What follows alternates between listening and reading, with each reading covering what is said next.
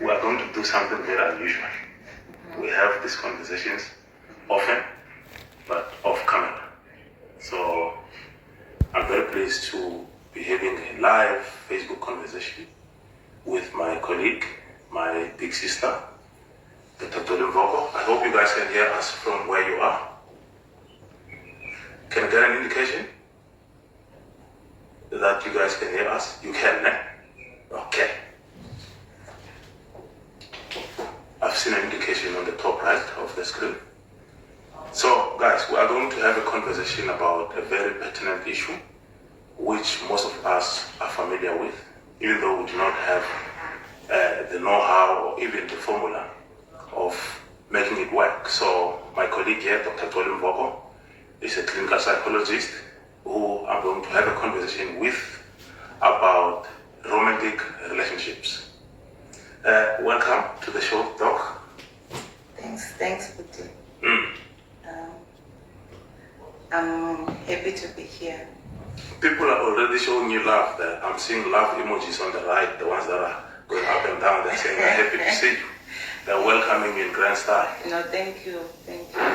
Yeah, so I want us to talk about this thorny issue, which I believe affects a lot of people. Romantic relationships. A lot of us as adults are somehow involved in romantic relationships. But one thing that I've noticed is that most of the relationships do not make it. They don't see. I don't know what might be the cause, but the fact of the matter is, it is happening. Relationships are failing. So, as a specialist yourself, as someone who works with people, as someone who has studied human behavior and human mind, what can you say? What can you attribute the failure of most relationships to?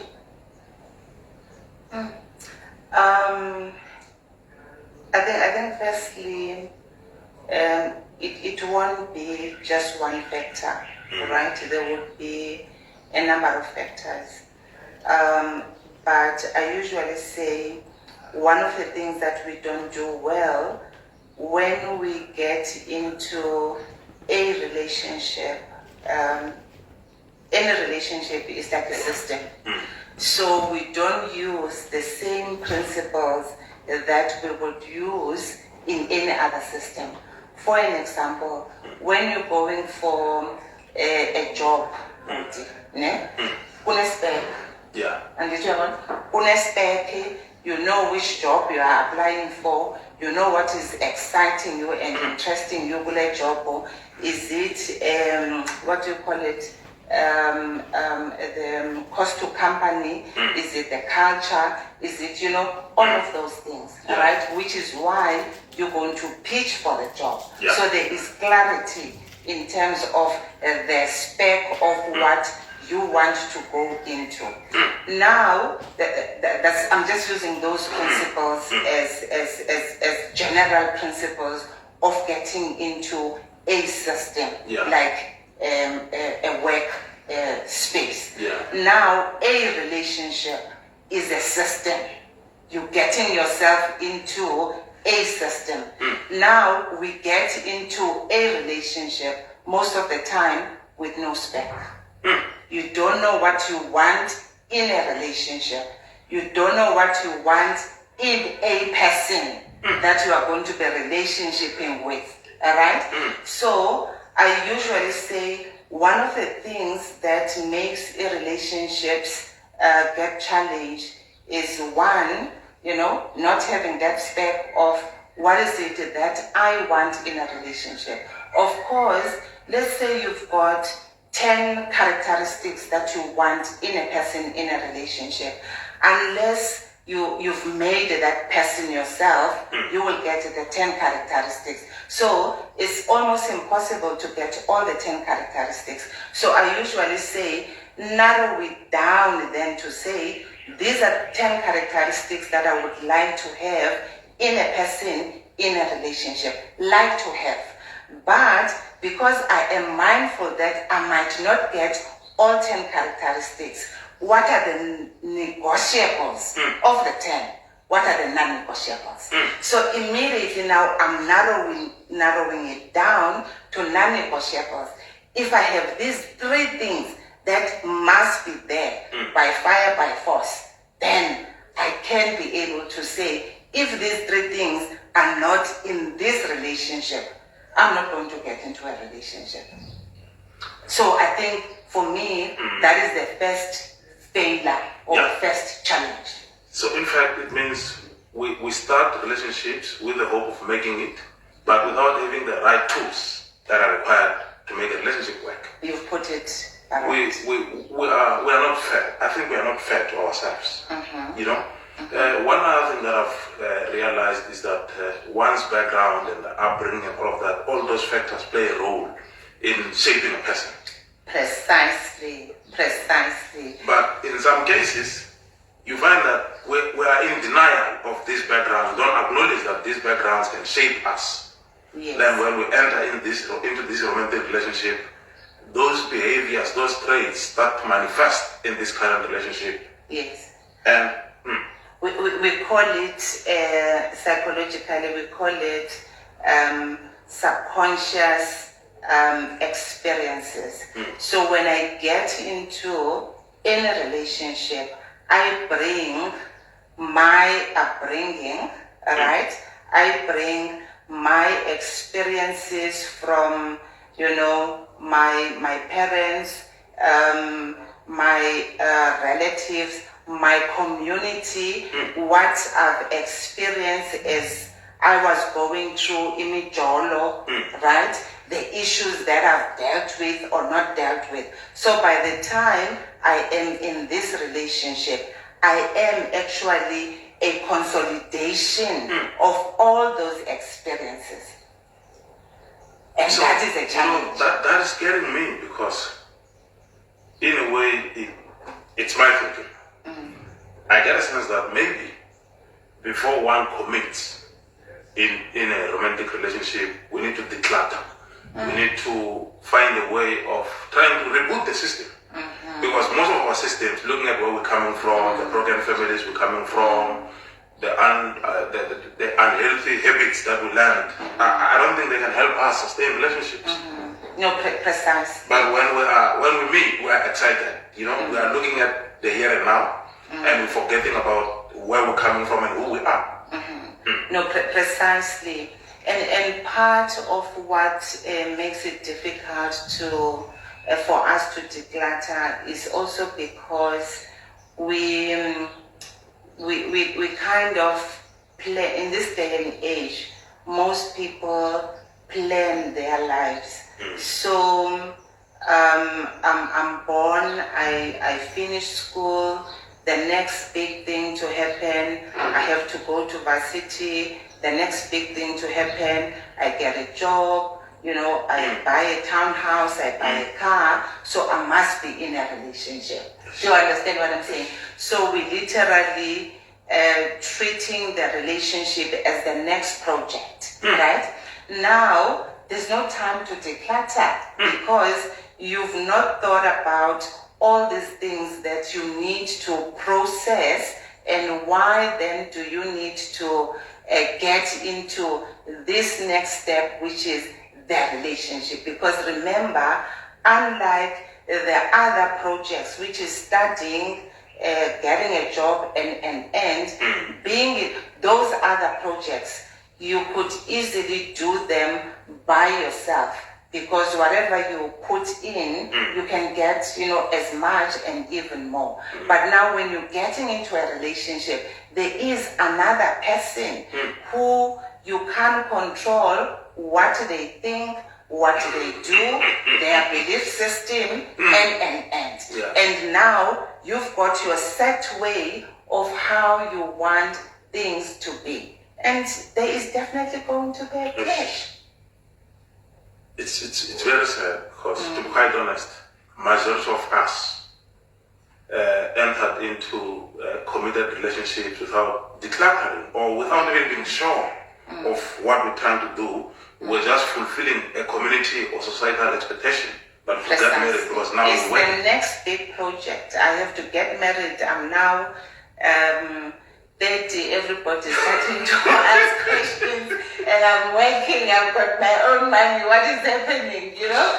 I have to give my parents grandchildren, you know? So if I'm not in a relationship, then it will mean that I failed. Am I ready for a relationship? Do I know what I want in a relationship? I've not gone through that process.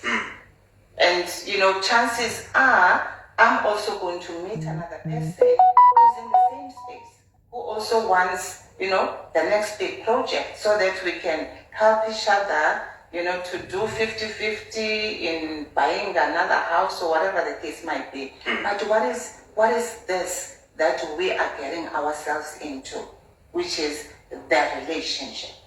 What is it? Have we sat down? Have we defined it? Are we aligned in terms of what we want? Do we know what the gaps are? And there's nothing wrong in having the gaps, but it's in becoming mindful about the gaps so that we can work through the gaps. Because nobody's perfect at the end of the day. But one other thing that I've observed is that there are those of us who believe that the relationship should just succeed without us making the right steps or the necessary steps, without us correcting some of our behaviors. We just expect the relationship to flourish, we expect there to be peace, without us making those deliberate efforts to ensure that there's peace in the relationship. You know, we always doing things that hurt each other, we always self-sabotaging, but we still expect the relationship to be harmonious. Why? Is it because we do not understand relationships? Is it because maybe we are so preoccupied with other things to an extent whereby the relationship, because now I secured her, I married her, it is done? I think that it's all of those, because if I get into a relationship and maybe I am mindful of what I want, but I've not engaged my partner in terms of, you know, what they want and how aligned we are in what we both want, so that there's compromise. I think the key word becomes a compromise, because at a point when a relationship is going to serve one party, there's definitely going to be a problem. So it's no longer a relationship. It can't be a relationship. It's serving one party.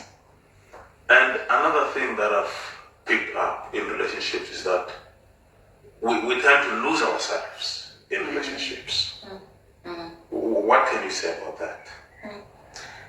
I usually say, when my definition of who I am is not clear, I will then find myself in arrangements. That is arrangements, you know, and I'm using the word intentionally.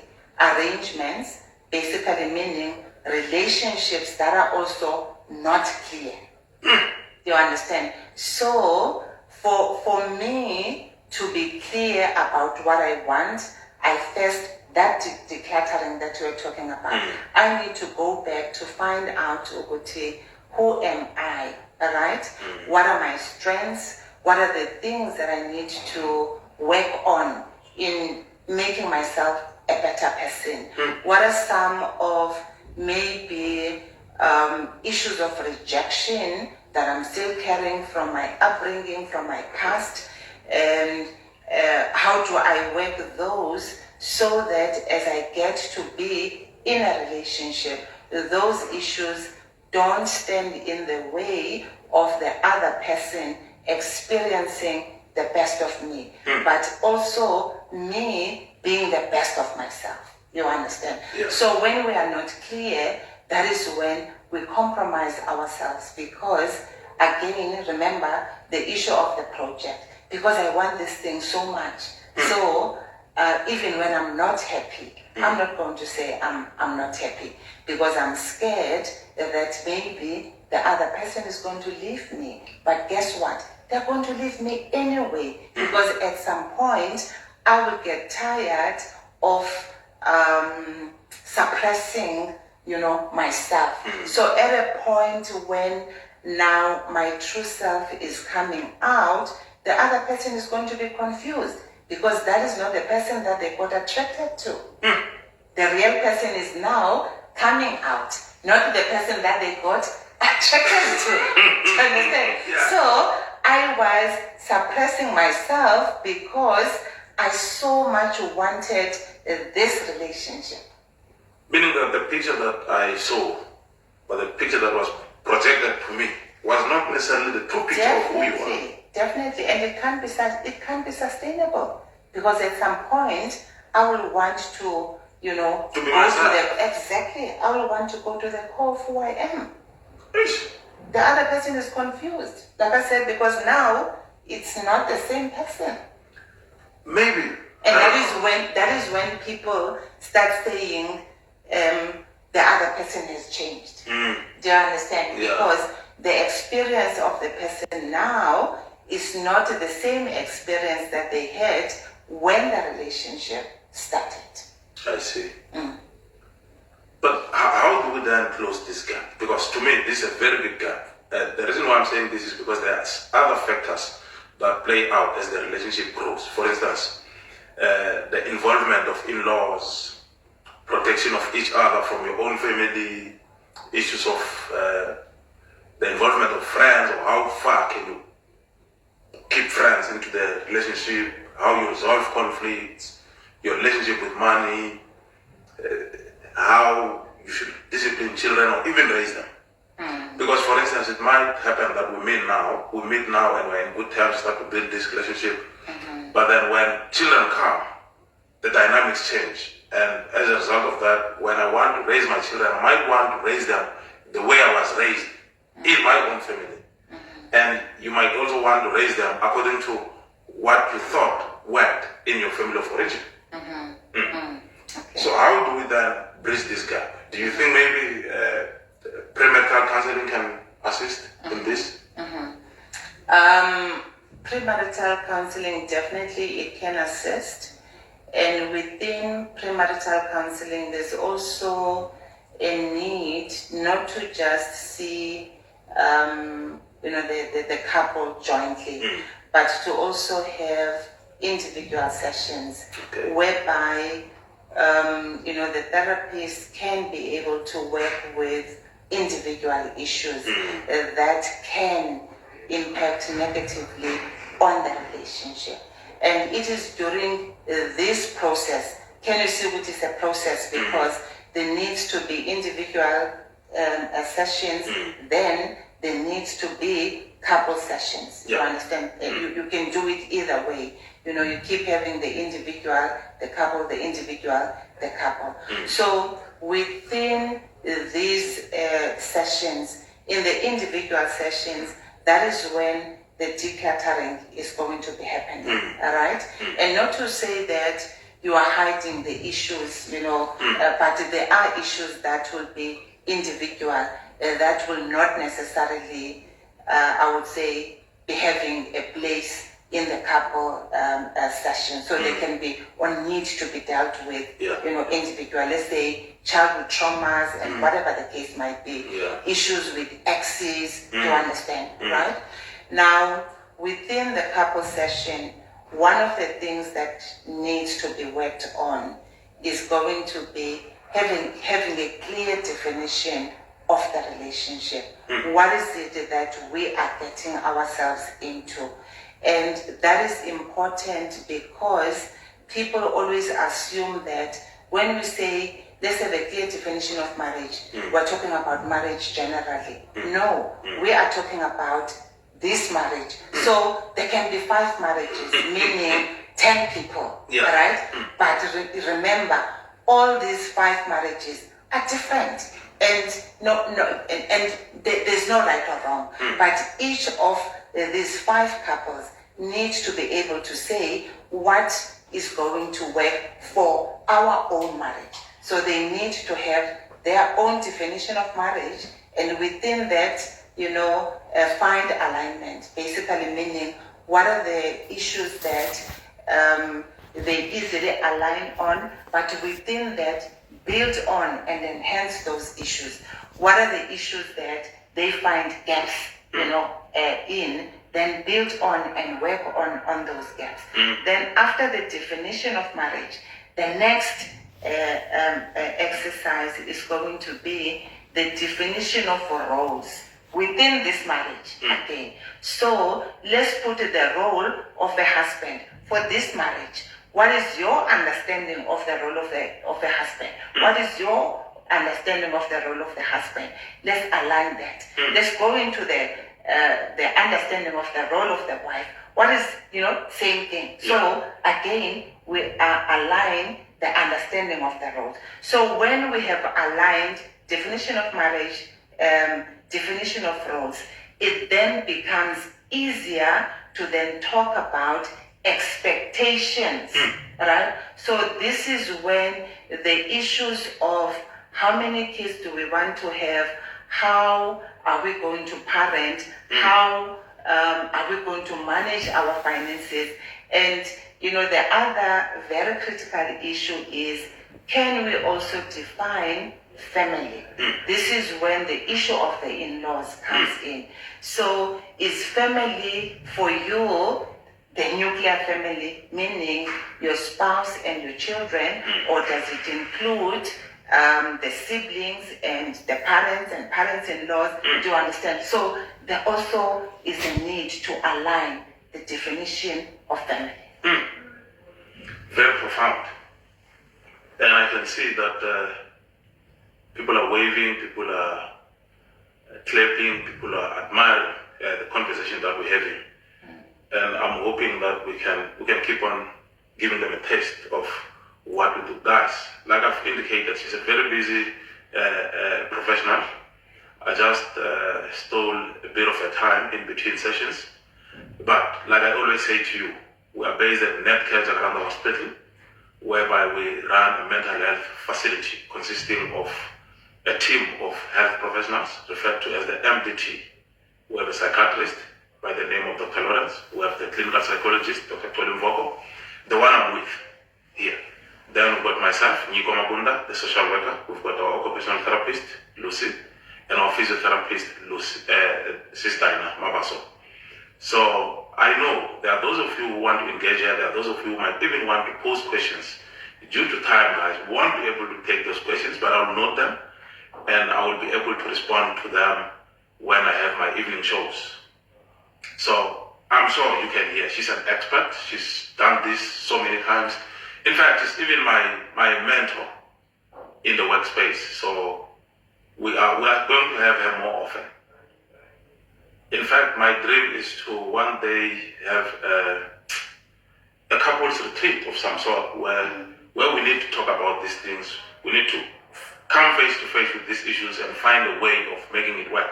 But before we finish, something came to my mind. There's those people who are already in relationships, in marriages, and they did not do premarital therapy. And when they are sitting, they can see the gaps, they can see the cracks in the relationship. Is there anything that can still be done to help them? When you are already in a relationship, that's a beautiful space to be in. That's a beautiful space to be in. And the key issue is there needs to be intent from both parties to work on the relationship. Both parties need to want to be in the relationship, right? That's the first ingredient. And then with that first ingredient, then that is when both parties can then step back and say, wow, we've come this far. Can we, reflect and let's talk about what has worked for us up to this point. What is it that we need to do differently moving forward? Then they can work on those gaps. Okay, as long as there's that intention for both parties. As long as there's intention, any relationship can work.